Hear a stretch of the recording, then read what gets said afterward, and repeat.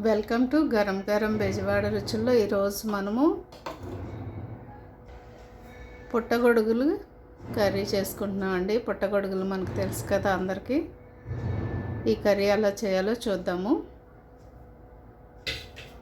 మొదటిగా కొంచెం నేను అల్లం తీసుకున్నాను, అలాగే కొంచెం వెల్లుల్లిపాయలు తీసుకున్నా అండి. అల్లం ఇంత తీసుకోండి సరిపోతుంది, చిన్న ముక్క అయితే సరిపోతుంది. అలాగే కొంచెం వెల్లుల్లిపాయలు తీసుకున్నాను. అలాగే ఇగో చూడండి, ఒక చిన్న ఉల్లిపాయ ముక్క సగం తీసుకున్నాను. అలాగే టమాటా ఒక చిన్నది తీసుకున్నాను. ఇవన్నీ కూడా దీనిలో వేసేసానండి. సో కొత్తిమీర కూడా నేను కొంచెం తీసుకుంటున్నాను. ఇప్పుడు ఇవన్నీ కూడా నేను మిక్సీ పడతానండి. మిక్సీ పట్టి ఈ కర్రీ ఎలా చేసుకోవాలో మనం చూద్దాము. ముందుగా కళాయి పెట్టుకుందాం మనం. సో ఇప్పుడు మనం కళాయి వేడెక్కింది కదండి, తగినంత ఆయిల్ వేసుకుందాము. కూరకు సరిపడ్డగా వేసుకోండి. ఆయిల్ హీట్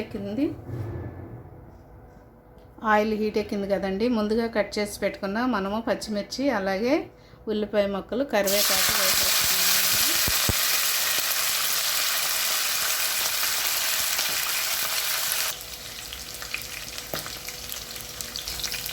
ఉల్లిపాయలు వేగినాయి కదండి. ఇప్పుడు మనము పుట్టగొడుగులు వేసుకుంటున్నాము. ఇప్పుడు మనం కొంచెం పసుపు వేసుకుందామండి. అలాగే కొంచెం కూడా ఉప్పు వేసుకున్నాం. ఉప్పు కూడా చూసి వేసుకోండి సరిపడినంత. చాలకపోతే మళ్ళీ మనం చూసి వేసుకోవచ్చు.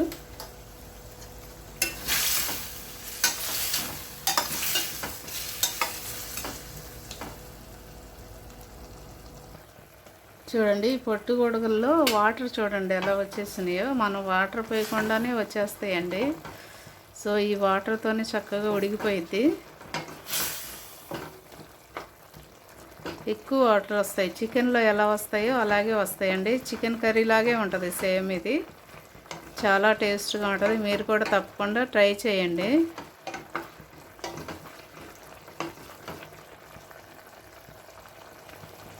ముందుగా మనం మిక్సీ పట్టుకున్నాం కదండి, అల్లం వెల్లుల్లి అన్నీ కూడా వేసేస్తున్నాను దీనిలో. నేను కొత్తిమీర అన్నీ కలిపి మనం మిక్సీ పట్టుకున్నాం కదా, అది ఇప్పుడు దీనిలో వేసేసాను.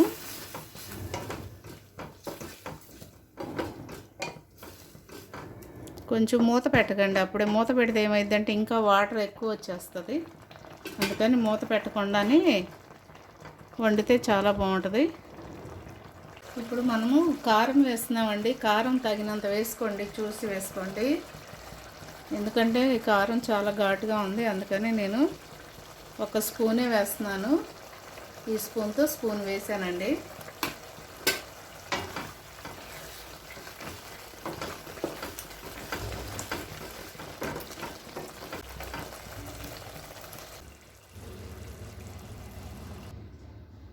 లైట్గా చిన్న గ్లాసుడే వేసుకోండి. వాటర్ ఎక్కువ వేయద్దు.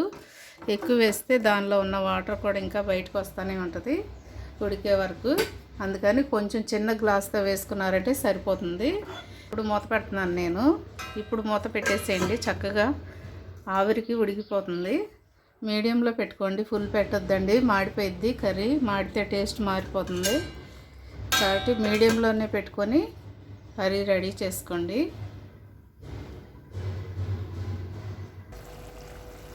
చూడండి ఎంత కలర్ఫుల్గా, ఎంత బాగుందో చూడండి. చూడటానికే చాలా బాగుంది కదండి. చాలా చాలా టేస్టీగా ఉంటుందండి ఈ కర్రీ. అందరూ ట్రై చేయండి తప్పకుండా. చూడండి ఎంత బాగుందో కలర్ఫుల్గా. మీరు కూడా ఇలాగే ట్రై చేయండి, చాలా బాగుంటుందండి. చికెన్ కర్రీ లాగే ఉంటుంది సేమ్. తప్పకుండా ట్రై చేయండి. అలాగే నాకు కామెంట్స్లో కూడా పెట్టండి.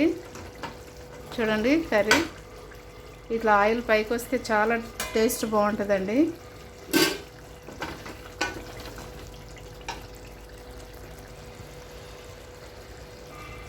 సో ఒక స్పూన్ మనము ధనియాల పొడి కూడా వేసుకుందామండి. ఇగో చూడండి, ఒక స్పూన్ వేస్తున్నాను నేను ధనియాల పొడి. ధనియాలు వేయించి పొడి పట్టుకోండి. పొడి పెట్టుకొని ఫ్రిడ్జ్లో పెట్టుకుంటే మనకి నెల రోజుల వరకు ఉంటుందండి. మనం చికెన్లో కానీ, మటన్లో కానీ, ఫిష్లో కానీ, లేకపోతే బిర్యానీలో కానీ దేనిలో అయినా వేసుకోవచ్చు కదా. ధనియాల పొడి ఫ్రైల్లో కూడా వేసుకోవచ్చు. సో చూడండి, నేను ఇలాగ ధనియాల పొడి మిక్సీ పట్టి స్టోర్ చేసి ఫ్రిడ్జ్లో పెట్టుకుంటాను. సో మీరు కూడా అలాగే ట్రై చేయండి తప్పకుండా.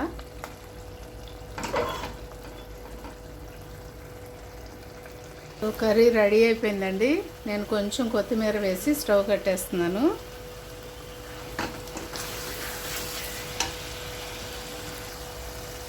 చూడండి, కర్రీ రెడీ అయిపోయింది. మీరు కూడా తప్పకుండా ట్రై చేయండి. అలాగే మా గరం గరం బెజమాడ రుచులను మర్చిపోవద్దండి. ఇప్పుడు వరకు సబ్స్క్రైబ్ చేయని వారంటే సబ్స్క్రైబ్ చేయండి, షేర్ చేయండి, లైక్ చేయండి. Thank you.